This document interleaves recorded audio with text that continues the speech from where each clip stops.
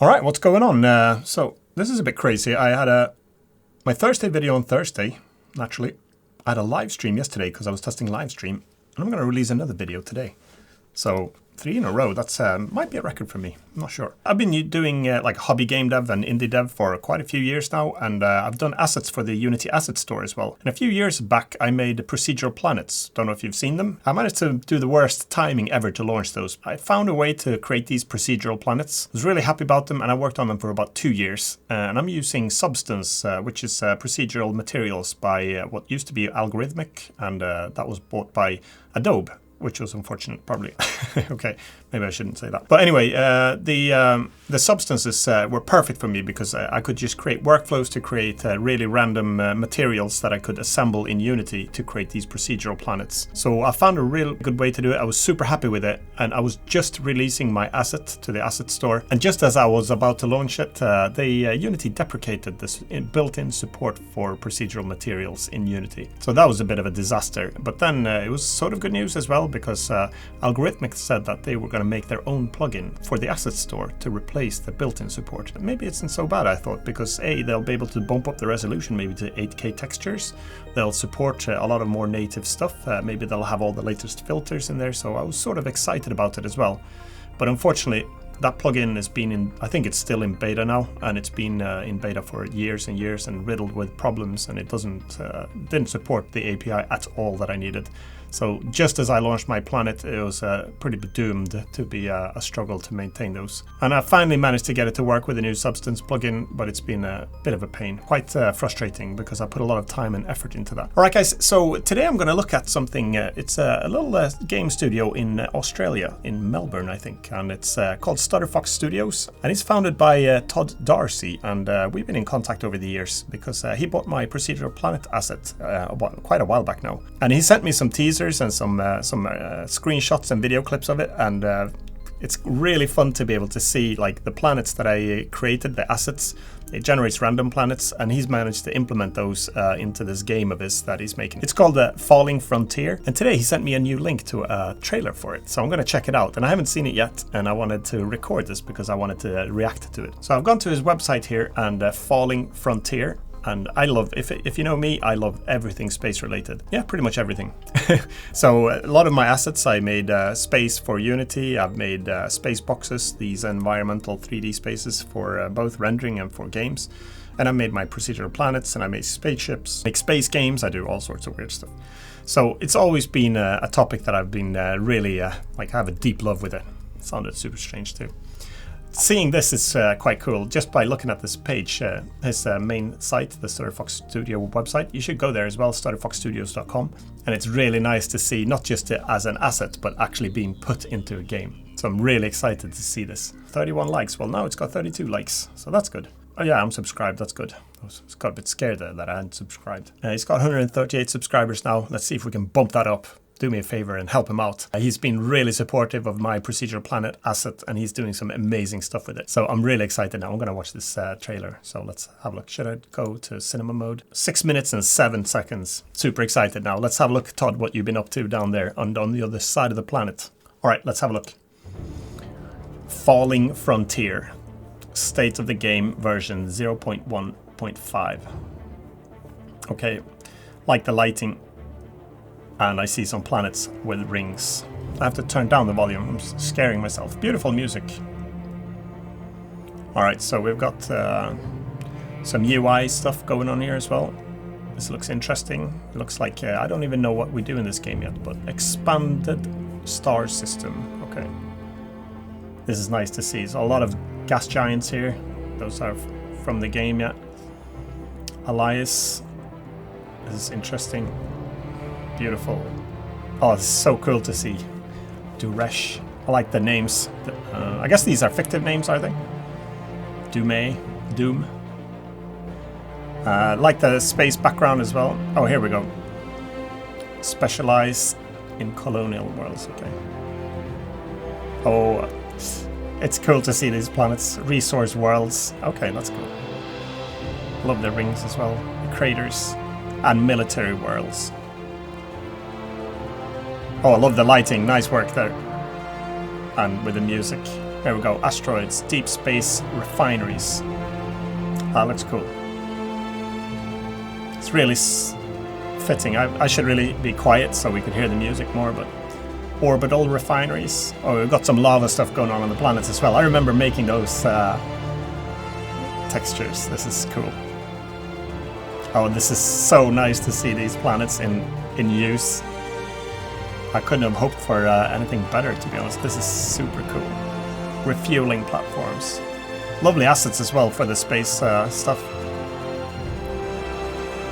And those craters are procedurally generated, and so are all the rifts and everything like that. Remember, the assets is... I'm so excited to see this now. Oh, here we go. What's happening now? Oh, we've got some cool, like, not teleporting, but... is that some sort of a jump effect? Or, no, not jump effect. So save and load systems. Oh, nice. I really like the nebulas and things. Oh, nice UI as well. This looks super interesting. There we go, we've got some ships coming in. Some space battles in the asteroid fields. Destructive battles, I can see that. Oh, it's even shattering the asteroids. Oh, that's so graceful. Oh, beautiful explosions as well. This looks super interesting. I want to play this now. Ah.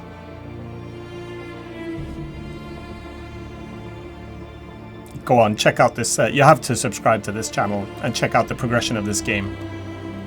I'm excited not only for the planets, because I'm so happy to see them in use, but just to see this type of a game looks absolutely amazing. I used to play Trade Wars back in the bulletin board system days, and this is like taking that step into a sweet-looking virtual space here.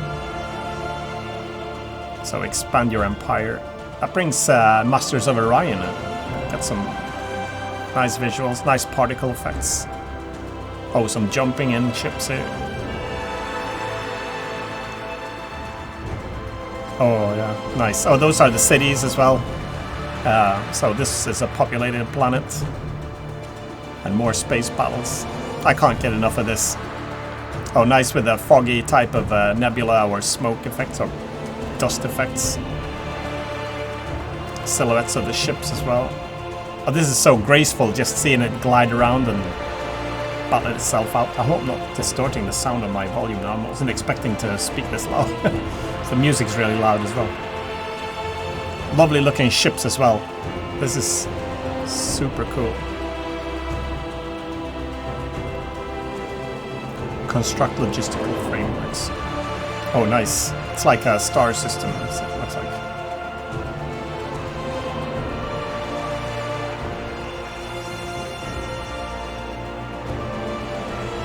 That's cool. So here we go.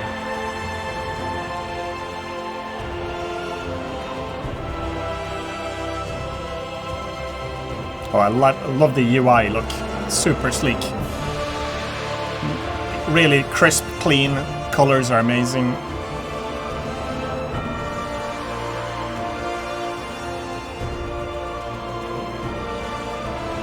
Rescue surviving crew. Nice. Oh, modular spaceships. Those are also dear to my heart. But these are another level. This is taken low. Not so low poly, this is high poly stuff. Destructive aftermath.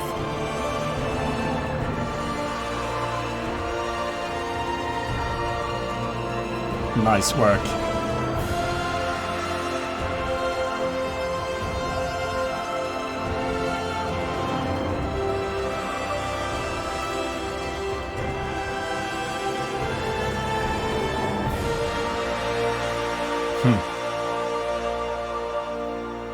More to come. I'm really excited now.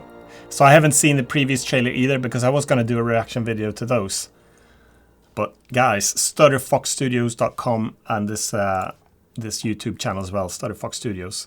If you're into space games and if you want to see what this guy is producing, you should check this out.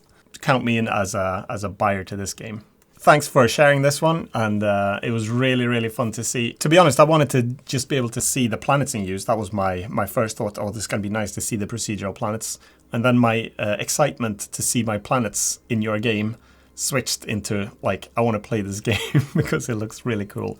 Like I said, I've always been a space game fan. If anyone is as old as me, I used to play bulletin board systems. I used to dial up with my modem, and I played Trade Wars 2002, I think it was called, and it was basically a text-based game where you logged on one at a time, and you had a certain amount of moves, and you can move through a universe with 1,000 sectors. So basically you typed M to move to sector 12, and then you typed M sector 14 or something like that. And sector 1, I think, was Sol, which was the center of the universe, and then it was basically like a tree branching out, where you had sectors reaching in and some dead ends and things like that. So you could move out from the center. I think you were protected in the center ring as well. But the further out you got, you had to find like maybe a little dead end where you could put a planet, and then you could raid other people. So you dialed in once a day, and they had a certain amount of turns. So I used to play that a lot, and I used to dial in at 2 a.m. or something right after I knew the batch job ran at the bulletin board system, because then there was a planet called the Wanderer that used to wander around in different sectors, and if you found that one and no one had seen it for quite some time, I used to land on it, and you could pick up a lot of resources like ore and organics and equipment. And you could also get some fighters there, which was basically like how many fighters you had was dictating how strong you were, and you could attack other players. So ever since back that in the 80s, I used to play that game, and I've always had a love for space games. And then seeing this stuff, like I said, first being excited just to see the planets here, because I've spent so much time creating the procedural generation of the textures and finding out how to assemble the shaders, countless of hours of tearing my hair, as you can see, receding, to how to figure out how to get square textures to wrap around planets like this.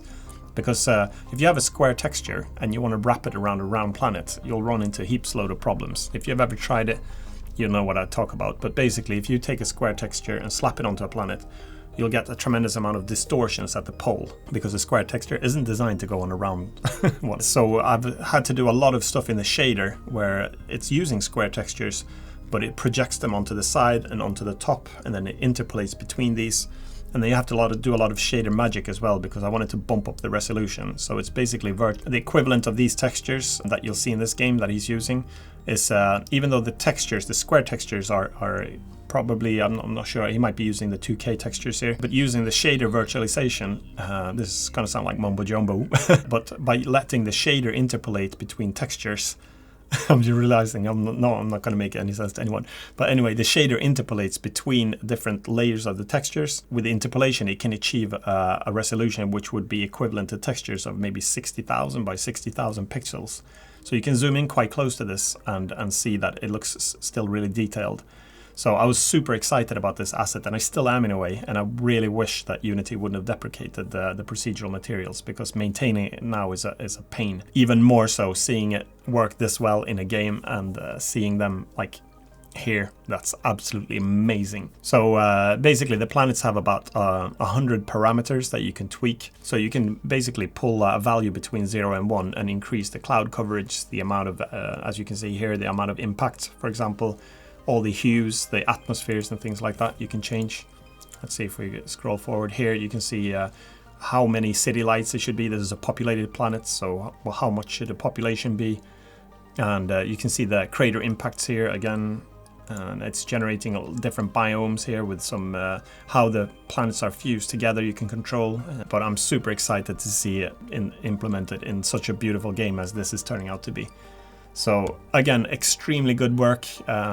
Todd, I'm really excited to see it, and I hope really that you push forward with this. I'll put a link at this video as well, so check this link out, go there. So I'm going to queue up for this game now, add to my wish list. Planned release date 2021, nice one. And if I can pre-book it as well at some point, let me know. I'll pre-book it. I want to play this game. Falling Frontier is a real-time strategy game that combines classic RTS-style gameplay elements with a number of innovative features, including logistical gameplay and physics-based destruction in large-scale star systems. Alright folks, so I hope you enjoyed this video. It was super exciting, not only to see my planets in action, but to see what they've become into a game like this. So head over to the site, and I've added it to my wish list. I'm going to buy this game when it comes out. And I wish you all the best of luck, Todd, and Stutter Fox Studios. I'm excited to play it. So until next video, everyone, take care, and I'll talk to you soon again. It's going to be some more modeling coming up and some more Unity videos. So stay tuned for that and have a good one. Bye for now.